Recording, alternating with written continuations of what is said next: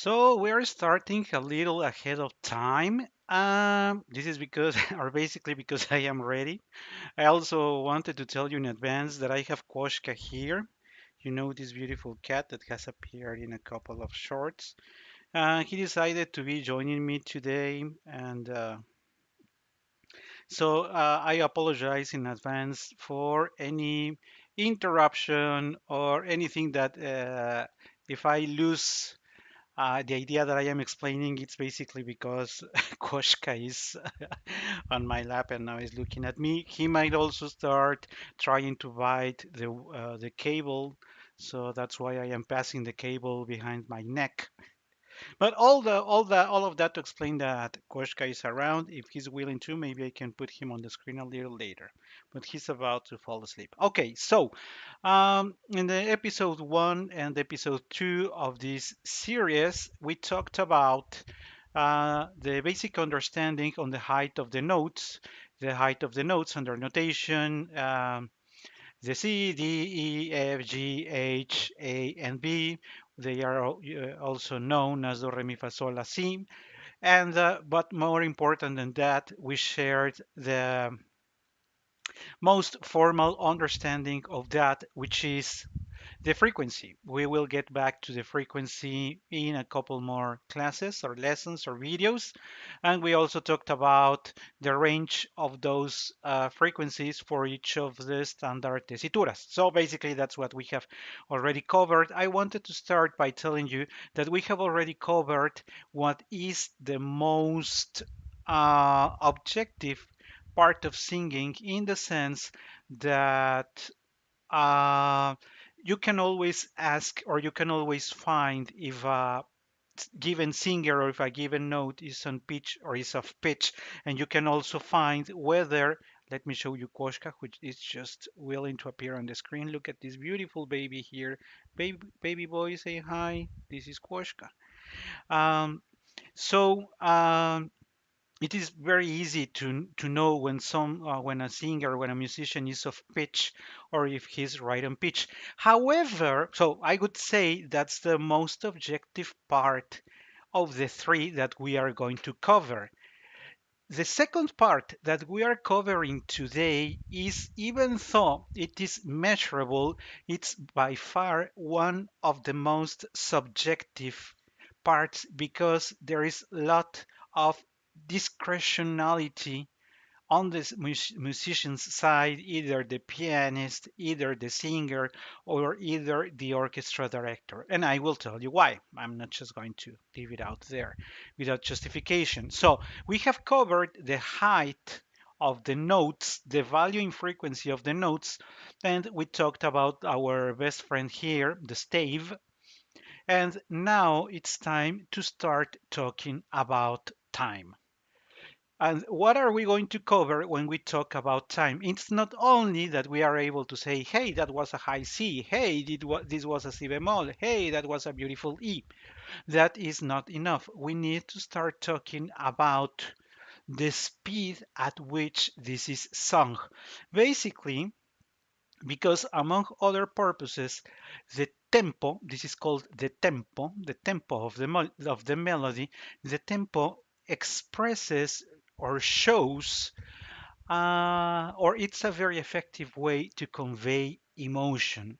So when you read something that it's like largo, pesante, or something like that, and let me put it right on the screen because I just noticed it was not right on the in the middle of the screen. So when you read largo, or larghetto is not here, but when you hear largo, you know that it's going to be like slow. Andante. But by the way, before I forget, all these words are in Italian. So very easy or sort of easy if you speak Spanish, Italian, or any other language derived or Romance language. However, much harder if your language is not related at all to the Romance languages. So for us who speak Romance languages, these words are somehow easy to understand and close to impossible for other languages.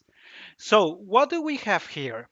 We have a basic or a more or less standard notations of the tempo. The notations of the tempo are usually placed or are always placed at the beginning of the melody or at the beginning of the part that is affected by such tempo.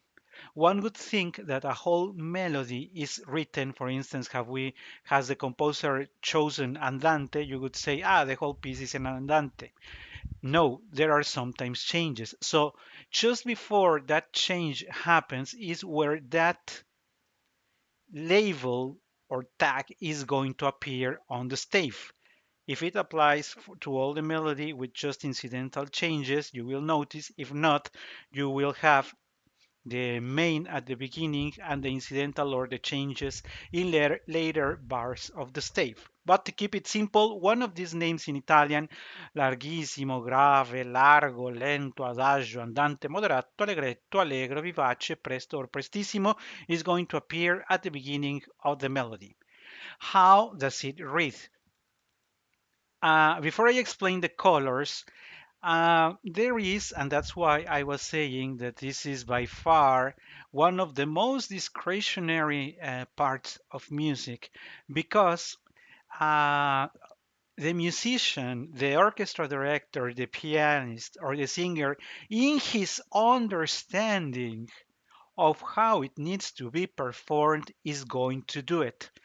So there is no exact, in fact, factual. We are going to talk about the metronome in a second. But if you attend a concert, never attend that if there are five musicians, four of them singers and one pianist, that the five of them clearly are clearly aligned to perfection on what the speed or the pace of an andante is. They may have a similar understanding, but it's never equal. That needs to be matched. They need to reach an agreement. How does that happen? Sometimes the pianist thinks he has already agreed with the singer on the pace or the tempo, but he finds that for some reasons, the singer is singing slower. So the pianist needs to adjust to the tempo he's listening from the singer. Or it could be the other way around. The singer starts singing and suddenly turns his head very quickly to take a look at the pianist because maybe the pianist is singing way too fast, way faster than they had agreed. So now the singer needs to adjust singing faster. And I was telling you this is highly discretionary and yes, there is a way to measure it. And we have the unit of measure here. We have the notation here, you notice, and I again realize that it is not fully in the middle of the screen. Now it is. Um, if you realize, we have the word BPM in front of each of them, which means beats per minute. This is the unit of measure that we are going to be looking for. The new unit of measure is BPM, beats per minute. We are going to explain that not today, next week. So forget for a second what BPM is, but look at the numbers. I have painted in green, and before I forget, this chart was prepared by ChatGPT. I asked ChatGPT to build a comparison from three different sources on the tempo because this is what I wanted to prove, and this is just from printed or digital versions because there are as many versions of this as singers there are in the world, and I will explain that, yes, in a couple of minutes as well. So going back to that, our unit of measure is BPM. For larghissimo, the sources, if they agree, it is in green. If there is a little difference, I painted it in yellow. And if they are very dissimilar, very different, I painted them in red. Okay, so for the larghissimo, hmm, This is something that I don't like. If you find the tempo larghissimo, it means 24 beats per minute or less. If you remember your lessons in mathematics, then you know that 24, this symbol here means minor or equal to 24. And what is minor to or equal to 24? It could be 16.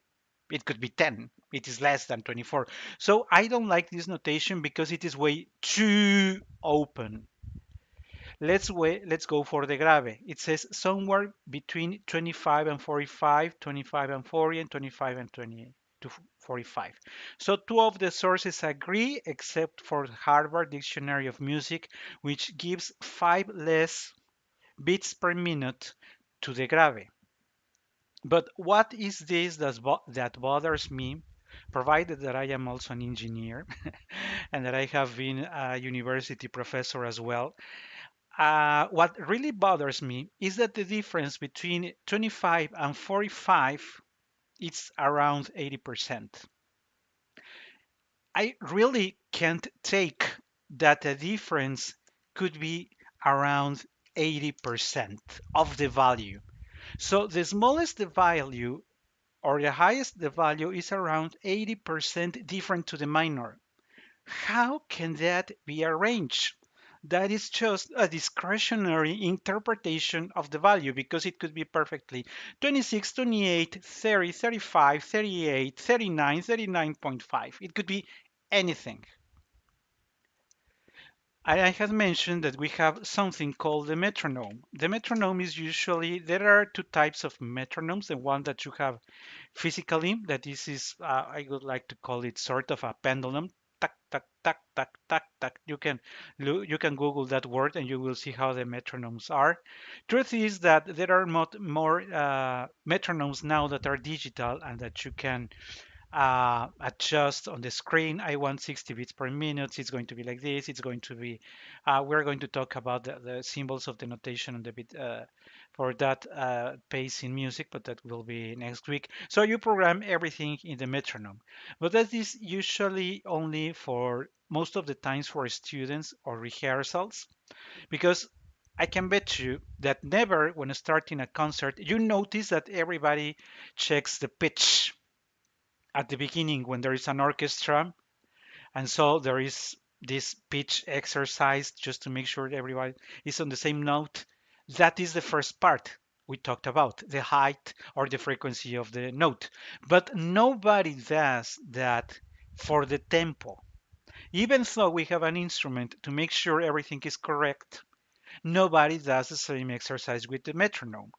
It's at the full discretion of the orchestra director if it is the case of an orchestra.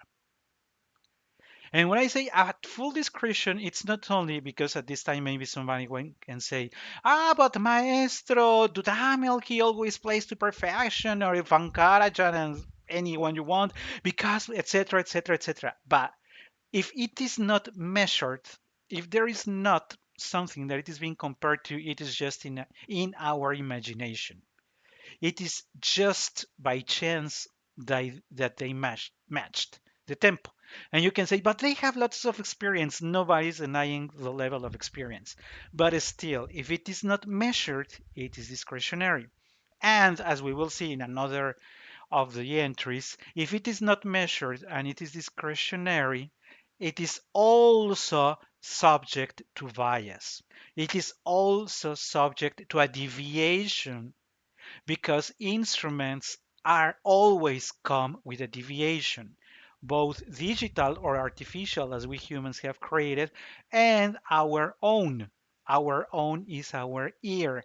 Uh, Many people say that musicians use the rhythm or the beats of their hearts to get the tempo. Whatever it is that we use physically to meet the tempo is at full discretion, and it is changeable and it is very easy to affect. So, with that being said, those are the two things that really bother me. One of them, that the ranges are way too open. Look at the largo. From 40 to 60, again, there is a 50% of difference. So you have a range that has a 50% of difference. Anywhere between that 50% is correct. So whenever you say, the maestro, the singer sang it to perfection, unless you have a metronome and you're pretty sure about the beats per minute, most of it, it's just your impression. It's just what you perceive. This one bothers me a little. These two first sources appear to match the upper limit, or the three of them match the upper limit of 60, but there is a clear difference with Harvard's Dictionary of Music that gives 48. What bothers me also is that look at the ranges between the largo and the lento. The largo and the lento are basically the same. If they are basically the same, why do we have two different notations for something that it's basically the same? If you're besides having those differences, we come to the next one, which is the adagio or the adagio. It starts at 66, everybody between 60 oh, and 66. At least from this table, from the standard table, nobody seems to cover that range. So one could ask, so nobody plays at 62? Nobody plays at 64? Apparently not, at least based on this table. And I don't want to discredit the whole music theory behind it, but I want to leave it clear that this part is, again, sorry to insist, very discretionary. Very, very discretionary. Let's go for the next.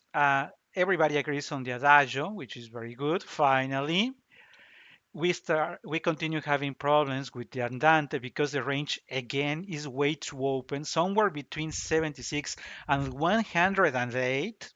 For me, is way too much. Again, we are around 50% of variation. That is that just can't be. You can say that, forget the BPMs, but for a second, but think that you have 50% of discretion on the speed at which you want to play. And there are times, because we have shared with you in the other episodes with Katia as well, that there are times when the singer decides, I'm going to keep this note for longer. I will ask, or will have the pianist to keep the note or hold the note until I do this and that and that. They are very specific changes, but that the overall piece has a 50% of discretion at the speed that you are going to sing or play it. Well, how can you say that a given orchestra director directs to perfection when you know that assuming the whole piece is in andante, when the whole piece of andante is around 50% on discretion on the pace of it? It's just in our That's just in our imagination. uh, the very complicated or the very nasty thing comes for the three following: the moderato, the allegretto, and the allegro. At least these three sources do not seem to match. So when the three don't match, all of them are in three. However, the positive part is that the difference between 108 and 120 is around 11, 12%, less than the slower ones. This one, the first one, has uh, not so comfortable around 24%. This one around 12%, around 12%. So the percentage of discretion at the pace of the melody is narrower as we are growing faster. Unfortunately, there is not an agreement on what the speed on this is. And even if there was agreement, as we have in the green, the truth is that we have a 50% of discretion on the pace or the tempo that we are actually going to play or execute the music. Then we have the vivace, where there is not um, clear agreement in the inferior range, 152, 160, and 168. And the Presto and Prestissimo, they are very good. So that's my message today. These are common ones, but there are all others. There is a larghetto, and there are as many combinations, and that's why I want to insist. These ones are so discretionary that there are other variations, mixes among them, because there are sometimes when someone will say it is not andante, it is now andantino. And andantino, that it looks more like an adagio, but it's not an adagio, or an andante moderato. It's not an andante, but it's not a moderato. So what happens when you mix two tempi that are in fact discretionary? You have a third one that is discretionary as well. So fortunately, many beautiful things come out of this uh, consensus, which doesn't give us all the certainty that we need in the terms of music. But let's go to the examples, because I know people like examples. And just to exemplify what it looks like, I am going to put or to play for you. Let me cover this one. This example that you know, and I put it on the screen. Notice that we have this symbol that we are going to explain next week. Just think that this means beats per minute, the one that I was showing you in the table. So it says that the beats per minute are 152. If you go back to our table, the 152 means allegro, and we have here allegro con brio. So now we don't have just allegro as in our screen, 152, but we have allegro con brio, because again, composers and people who puts it into the score sheets work at full discretion. So how does the danza beat per minute? This is a lot. So certainly this sounds very fast. So look at how fast this sounds. For people who don't know the melody, that's the one that we are about to listen.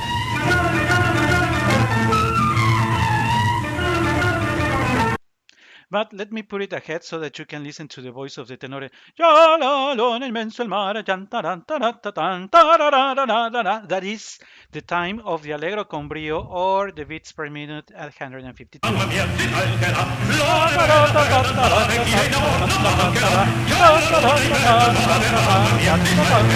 So that's how a fast one sounds. Let's go now for a slower one. And for that, I propose Nemorino, the opening aria. Quanto è bella, quanto è cara. I'm sure that everybody knows it because L'Elisir d'Amore is one of the greatest favorites. But now look that we don't have the notation of the symbol here and the number. We just have the expression of the larghetto. And if we go back to our table, our standard table, we notice that we don't have a larghetto. So intuitively, we may think that it's close to a largo, right? I could say don't worry too much about that, because remember, or look at the numbers here that we have of the variation, the very discretionary number of the difference between the lower and the upper ranges. But the larghetto gives us the idea that it is not going to be at the other one. It is going to be slower. Quanto è bella, quanto è cara. But let's listen to it so that you perceive it yourself, the larghetto.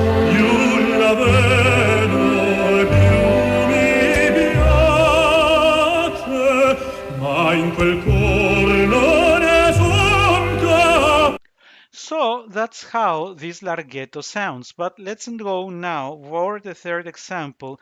And we have, this is going to be very interesting for everybody here, because you will notice that there is no notation on the tempo, which basically means that even if I have repeated at 20 or more times how discretionary tempo is, it's getting even more complicated, because even though this is an official publication of opera arias for tenors, there is no indication of time. So basically, play it as you wish. That's what it means, or play it as you recall by memory. or pianist, you do as you think it's better to go. But I also wanted to mention that it may not be only on the side of the publisher of this area, but also because this is popular music is not as academic.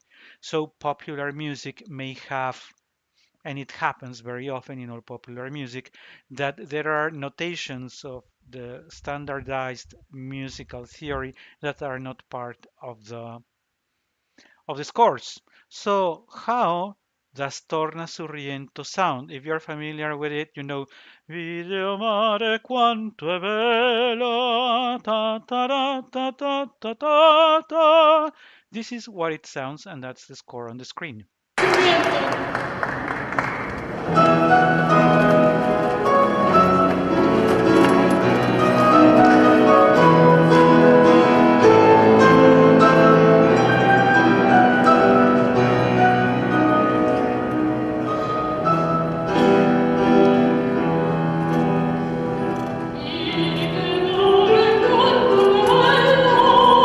Spira tanto sentimento. So today's was around us talking about the tempo in our scores, in our music. So with that, we started covering. I have openly talked about the discretionary numbers around each of the notations of the tempo, but next week we are going to do math because there is something that will remind you of your basic understanding of mathematics, and you will see next week why. Because the tempo and the measures of time and pace in music, it's very, very interesting. Thank you very much for all those who are going to watch it.